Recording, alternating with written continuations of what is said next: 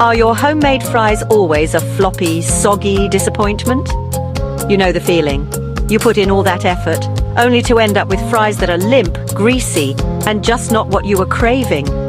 It's enough to make you want to give up and just order takeout, right? But what if I told you the secret to getting these unbelievably crispy, golden, restaurant-style fries is actually surprisingly simple?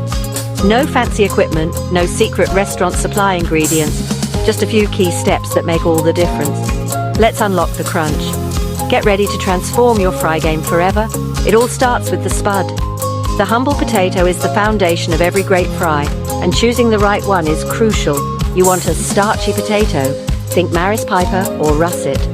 These varieties have the perfect balance of starch and moisture for that fluffy interior and crispy exterior.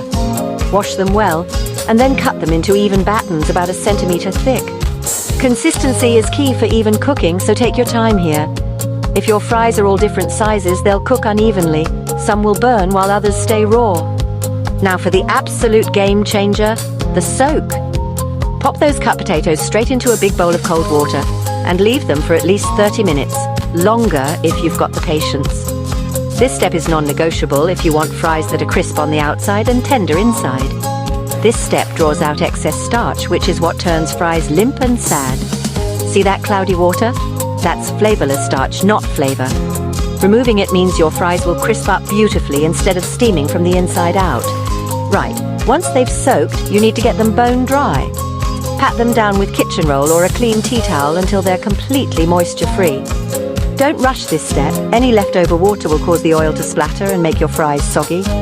Trust me, water and hot oil are a dangerous combo, and dry fries mean ultra-crispy results. This is the difference between fries that are just okay and fries that are truly next level. Now for the restaurant magic, the double fry method. This is the real secret behind those perfect fries you get at your favorite burger joint. First, fry your chips in oil at a lower temperature, about 160 degrees Celsius or 320 degrees Fahrenheit, for 5 to 7 minutes.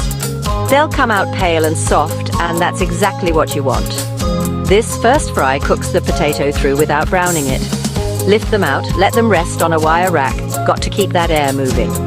This little break lets the steam escape, which is key for that final crunch.